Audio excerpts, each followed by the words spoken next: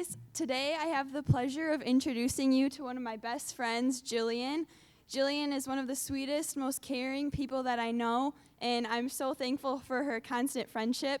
If you guys could give her your full attention, that would be awesome because I know she has a lot of really awesome things to share. Please help me welcome Jillian.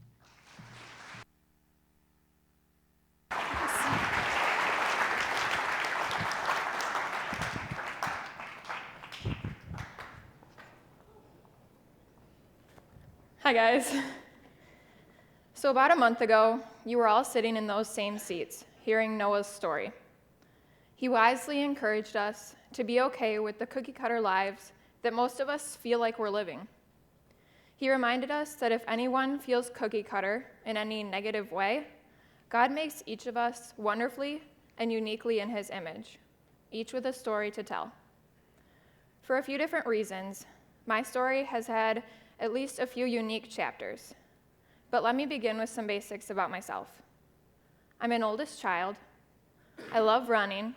I love to paint and draw and sew, and I'm pretty competitive. I'm passionate about helping and caring for others. I'm a perfectionist, and I plan on going to Calvin College next year to be a nurse. So before I dive into my story, I want to let you know that my life isn't one of those cookie-cutter lives. My family has had our fair share of struggles, and we aren't exactly normal. My life has most likely been nothing like yours, but that doesn't mean that I can't share some of my senior year wisdom with you just because our lives look a little different. I thought I'd introduce you to my family. They're some of my best friends, and they're the ones that truly understand all that I've gone through because the four of us have taken this journey called life together. So this is my dad. He's passionate about his family. He's a civil engineer for the city of Grand Rapids, and he's insanely hardworking. He grew up in Orange City, Iowa, and he was a math teacher in Salt Lake City, Utah, until he quit to go back to school to become an engineer. The teacher that replaced him was my mom, and that's how they met. He cares for my family so much. He encourages me, and he loves competition just like me. We share tons of the same hobbies, and we love to ride roller coasters together, and we love to watch movies together because we have the same dry sense of humor. This is my mom. Actually, that's my dad. There you go. That's my mom. She's the best. She's a math teacher here at South and was born and raised in Midland, Michigan. She went to Calvin College, and her first teaching position was in Salt Lake City, Utah, where she replaced my dad. My mom is one of my best friends. She tells me like it is. She encourages me, she laughs with me, and she understands me. She's one of the most hardworking and dedicated people that I know. This is my brother Isaac. He was born on March 19, 2001, and he was diagnosed with spinal muscular atrophy, SMA, when he was 5 months old. The doctors told us that he wouldn't live to be 2 years old, and he's now 16. He was never able to sit up on his own, let alone crawl or walk. He's been in a wheelchair ever since I can remember, and he's the bossiest person I know. I'm pretty sure he thinks the world revolves around him, but I love him anyways. He's insanely goofy. He loves to sing. He's probably the biggest sports fanatic I know, and he brings me hope when he has joy in every situation. To give you a glimpse into what my childhood and what my whole life in general has looked like, I want to share with you guys a story. But before I tell you the story, I need to affirm that yes, I'm practically bald in all these pictures. I didn't have hair until I was in kindergarten. Grocery shopping at Meijer is always one of Isaac's favorite things to do. He loved it when the aisles were empty, and I would run as fast as I could and push him down the aisles while my mom was shopping. I, however, am not all that fond of the store. This is most likely due to an event that occurred almost 14 years ago.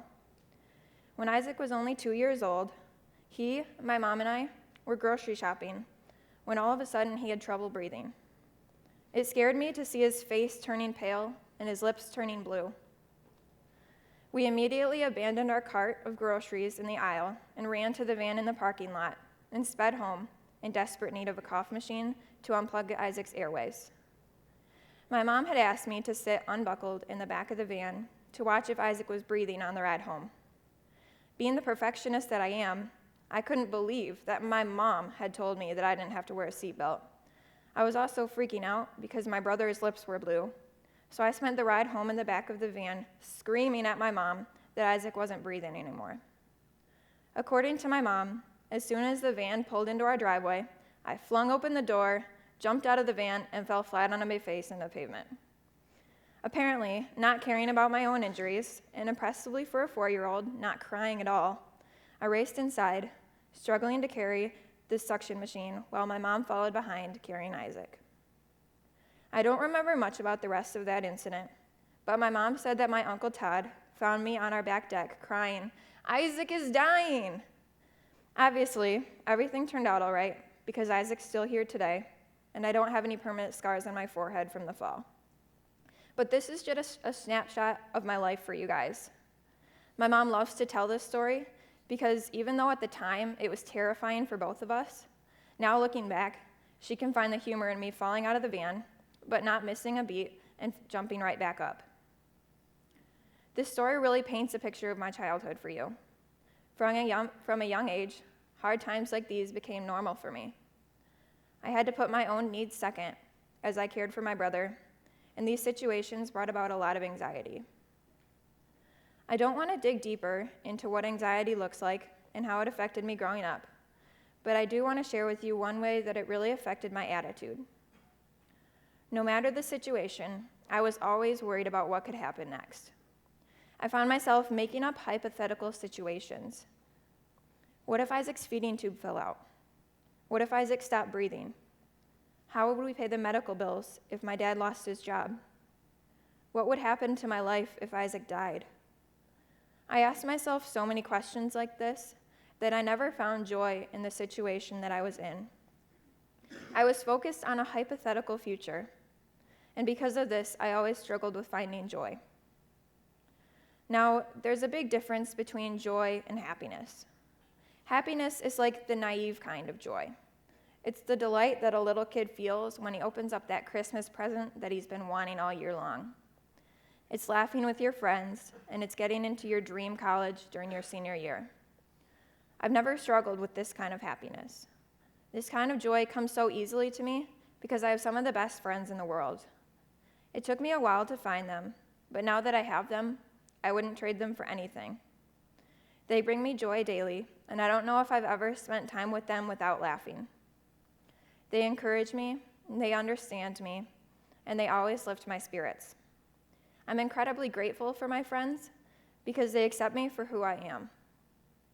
Despite how awesome the kind of joy that I have that when I'm with my friends is, I hope you guys can understand that this isn't the kind of joy God calls us to live in when he speaks of joy in Galatians 5. This happy joy is based on circumstances and based on those around us, and God wants us to rejoice in all situations, and this is where it became hard for me. Philippians 4, verse 4 says this, "Rejoice in the Lord always. I will say it again, rejoice." And for the longest time, this was one of my least favorite Bible passages. How is 6-year-old Jillian supposed to rejoice when her brother is in the hospital and has just lost all of his long-term memory? How can God command 3rd-grade Jillian to rejoice in him while her brother is in the hospital for 3 weeks recovering from a back surgery? How does God expect 8th-grade Jillian to find joy in him when Isaac's lung has been sliced open in yet another surgery? I bet most of you have felt the same way at some difficult point in life. How does God expect us to find joy in him when so many of our loved ones have cancer? What about when someone close to us dies? What about when we're struggling to find the place where we fit in? I wrestled with this concept in my brain until I heard a sermon this past summer that changed the way I find joy in situations. The sermon was a video, so I couldn't tell you who the pastor was or even where his church was located, but the message struck me in a way that has changed my life. I know I'm probably stealing that pastor's thunder, and I would definitely direct you to the podcast of the sermon if I could find it online, but I can't.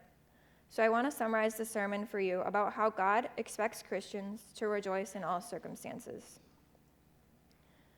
The kind of joy that God calls us to have isn't based on circumstances. It isn't about happiness. Instead, it's rooted in contentment and gratitude. I assume you would all agree with me when I say that a homeless man experiences joy when he doesn't have to pay for a meal. In this situation, his joy isn't based on his circumstances because they aren't really that good. His joy is rooted in gratitude. Once we as Christians realize that there's more to joy than what we see on the surface, it gets easier to understand why God commands us to rejoice in all circumstances. A way that we have all learned to try to understand more about God is to go to the Bible. Paul, the author of Philippians, actually reveals how Christians can rejoice in all circumstances in Philippians 4, verse 5. The whole passage goes like this: "Rejoice in the Lord always. I will say it again, rejoice. Let your gentleness be evident to all. The Lord is at hand." Most people, after reading that God calls us to rejoice in the Lord always, just gloss over the next verse. But that's the one that actually tells us how we can carry this out. We can rejoice because the Lord is at hand. As Christians, God doesn't expect us to rejoice because of our situations.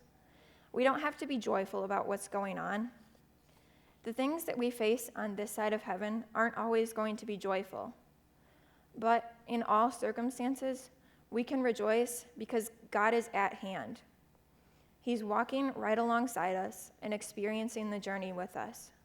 He feels our pain, and he is our comforter. I can rejoice in the Lord when Isaac's in the hospital, not because I'm glad to be there, not because I like seeing him in that bed hooked up to all those machines, because I know that the Lord is watching over Isaac. He's at hand. We can rejoice in God when our loved ones get diagnosed with cancer, because we know that the Lord is at hand, and he's going through the treatments with them. We can rejoice in the Lord when someone dies, because even then, he is at hand. He's the ultimate comforter, and he walks alongside us even in our loss. And he weeps with those who weep. We can rejoice when we're having trouble finding where we fit in, because God is at hand. He has a plan for our future that is far greater than ours, and we know that we will always have a friend in him. The joy of the Lord runs deeper than the joy of contentment or gratitude. It's the joy that comes from having a God who will walk alongside us through hard times. Going into my senior year knowing this and having this joy of the Lord mindset has helped me to choose joy when I normally wouldn't have chosen to rejoice. The proof that something changed in me came this past cross-country season. On October 7, one day before the famous Portage Invitational, I found out that I had had mono for the past 2 months, and that's why I was getting slower. My first race of the season had only been 30 seconds away from my lifetime PR, and as the season progressed, my times got worse and worse. The old Jillian, without the joy of the Lord mindset, would have completely broken down. But with this new mindset, I was able to find joy in my predicament. Now, I'm not saying I wasn't frustrated. I was mad that everyone else was getting faster, and I felt like I was pulling a tractor behind me every time I ran. I'm not saying I dealt with the pain in the right way, but I found hope in my situation. Despite my condition, I continued running, and I was able to maintain the 8th runner spot on varsity, the alternate. When regionals came around, I couldn't race with the varsity runners, so I had to run in prom, the post-regionals open meet. It was my last race of my cross-country career, and it was by far the most painful. Yet that day wasn't full of frustration because of how slow and painful my final race was. It was full of joy because I chose to rejoice with my team that had qualified for state finals. Being the only runner on the varsity team to not run at state was devastating. As the 8th runner, I would have done anything to be able to run at state finals my senior year.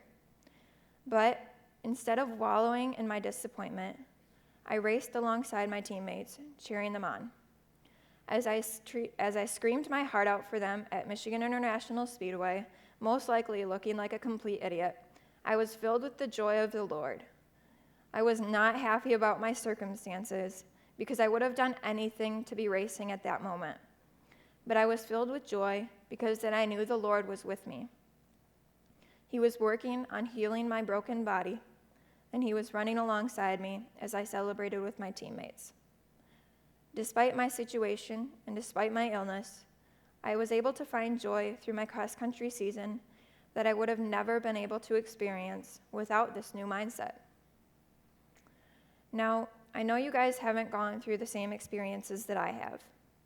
None of your siblings have SMA, and you probably haven't rushed out of Meyer because your brother couldn't breathe. And not many of you know what it feels like to be a varsity runner with mono. But I know that you've learned something through my story. Just because your experiences aren't just like mine doesn't mean that you can't learn to find joy when hard times do come your way. Now, I can't explain why God allows suffering. That's the first question I plan on asking him when I get to heaven. Even though I can't explain why we suffer, I can explain how we as Christians can rejoice in the Lord through our suffering. I encourage you to find strength in the joy of the Lord. Whatever comes your way, whatever situation you find yourselves in, and wherever God leads you, I pray that you won't forget that God is with you. He is at hand. You can rejoice because he's walking alongside you and he has a plan. Philippians 4, verses 4 through 7 says this: "Rejoice in the Lord always. I will say it again, rejoice. Let your gentleness be evident to all. The Lord is at hand. Do not be anxious about anything, but in every situation, by prayer and petition, with thanksgiving, present your requests to God. And the peace of God, which transcends all understanding, will guard your hearts and your minds in Christ Jesus."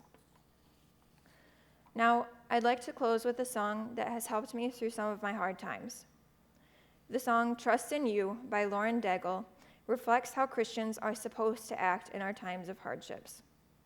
Despite all that we go through, even things that don't seem like they can possibly be a part of God's plan, we need to trust in God. We need to count on him to be our source of joy and to trust that he is at hand. He has a plan that is far better than ours, and he is always walking alongside of us. Listen to this song with a joy of the Lord mindset and reflect on the words as it plays.